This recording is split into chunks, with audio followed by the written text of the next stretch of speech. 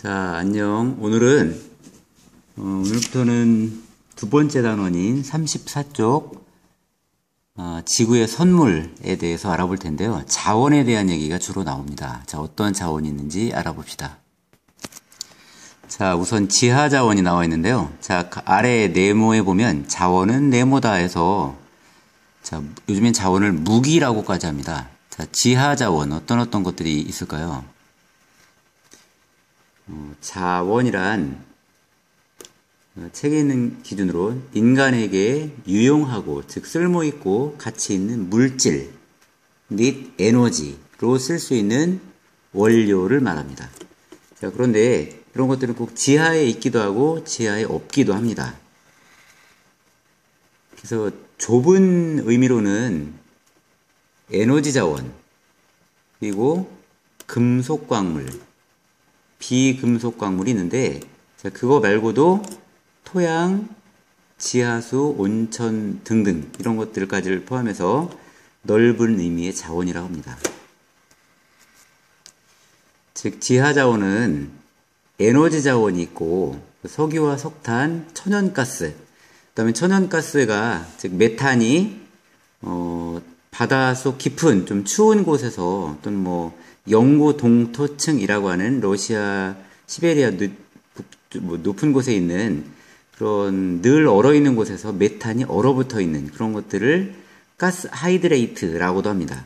그래서 그런 것들까지 포함해서 에너지 자원과 철, 구리, 납, 아연, 우라늄, 금과 같은 금속 광물 그리고 금속이 아니지만 우리가 가공해서 쉽게 쓸 수 있는 석회석, 시멘트의 재료 그 다음에 도자기의 재료를 쓰여지는 고령토, 장석 등등을 묶어서 자, 좁은 의미의 지하 자원이라고 하고 지하에서 발견되어지는 토양, 지하수, 온천 이런 것들까지 포함해서 넓은 의미의 지하 자원이라고 합니다. 그리고 요즘 들어 굉장히 각광받는 그런 것 중에 하나가 희토류라는 게 있는데요. 희토류란 말은 말 그대로 희귀한 토양이라고 하고 희귀하기도 할 뿐더러 굉장히 요긴하게 쓰여지는 굉장히 값비싼 금속 이런 것들을 희토류라고 합니다. 이런 걸 얼마나 많이 갖고 있느냐에 따라서 그 나라의 어떤 그 지하 자원의 진정한 가치를 매기기도 합니다. 자, 그럼 이런 지하 자원은 어떻게 만들어지는가? 근데 땅 속에 있는 화석 연료라고 하는 것은 화석이라는 것은 땅 속에서 옛날 생물의 흔적이나 유해 이런 것들이 그대로 남아있는 걸 얘기하는데 석유와 석탄은 예전에 지구에 살던 주로 식물들입니다.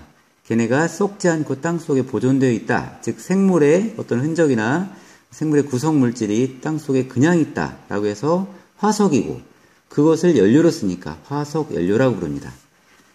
자, 그런 게 있고 이런 쓸모가 많이 있는 지하 자원 같은 경우는 그런 것들이 많이 몰려 있는 것을 광상이라고 하는데 광상은 어떻게 만들어지냐에 따라서 마그마가 식는 과정에서 특별한 성분이 어떤 특정한 곳에 많이 몰려 있을 수 있습니다. 그런 걸 농축되어 모여 있다 이런 것을 화성광상이라고 하고 또는 기존의 암석이 어떤 변성되는 과정에서 만들어진 것을 변성광상이라고도 하고 그리고 풍화와 침식을 받아 어떤 곳으로 쓸려가고 쌓이고 그런 과정에서 모여진 것을 퇴적광상이라고 합니다.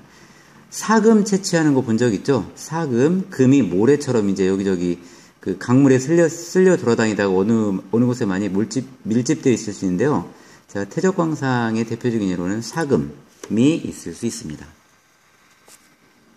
그럼 우리가 이제 쓸만한 광물 자원, 비금속이든 금속이든 그런 것들은 어떻게 개발의 단계를 거치는가? 일단 탐광, 어디에 광물이 있는지를 탐사하는 거고 이것은 과학자의 영역입니다.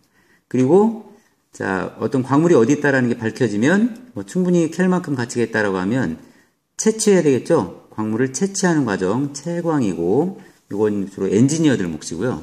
그리고 자, 이제 광물을 캐내면 무조건 쓸 수 있는 게 아니라 그 중에 쓸만한 성분만을 따로 뽑아내야 됩니다. 선별해야 돼요. 그런 걸 선광이라고 하고, 이건 공장에서 이루어지겠죠. 그리고 이 광물을 골라냈다라고 해서 이것이 다 금속이라고는 쓸만한 것이 아니기 때문에 그것만을 따로 녹여내는, 일종의 녹는 점 차이를 이용해서 녹여내는 그런 과정을 재련이라고 합니다. 자, 이 네 단계, 탐광, 채광, 선광, 재련의 과정을 거쳐 쓸만한 광물을 뽑아냅니다. 자, 이제 요즘에 많이 화제가 되어지고 문제가 되는 게, 쓸 수 있는 에너지 자원은 제한적인데, 자꾸 수요가 늘어나고, 에너지가 고갈되어져 간다라는 그런 문제겠잖아요. 자, 그런 거와 관련된 건데요. 자, 원유입니다. 원유. 그래서 가공하기 전에 어떤 기름인데요. 원유에 발견되는 양은 쑥 늘어났고, 이런 빨간색 그래프지만, 생산되어지는 양은 한참 못 미칩니다. 또한 생산량이 계속 늘어나지 않고 이렇게 일정한 상태를 유지해요. 이 까닭은 무엇일까요? 자, 지금 이제 발견될 만큼의 연유의 양은 다 발견되었다라고 보는데 생산량이 늘어나지 않는 까닭은 생산하기 쉬울 만한 곳은 거의 다 생산이 되었다라고 하는 것도 있고요. 또는 미국 같은 경우는 나중에 쓸 것을 대비해서 좀 일부러 생산을 자제하고 있다고 합니다. 그리고 이것이 이제 그래도 얼마가 늘어나야 되는데 거의 비슷하게 나오는 것은 원유를 많이 생산한 나라들끼리 일종의 가격, 공급이 늘어나면 가격이 떨어지잖아요. 그래서 공급량을, 생산량을 일정하게 조절하고 있다고 합니다. 자, 그런 까닭에 저런 그래프의 차이가 나타나는 것으로 보여집니다. 자, 그리고 이 그래프에서는 기존의 어떤 빠른 속도로 산업혁명 이후부터 아주 빠른 속도로 에너지 소비량이 증가하고 있습니다. 이 그래프가 그냥 유지되어진다라고 하면 굉장히 위험한 수준이 될 수 있겠죠. 자, 그러기 위해서 우리는 어떤 조치를 취해야 될까요?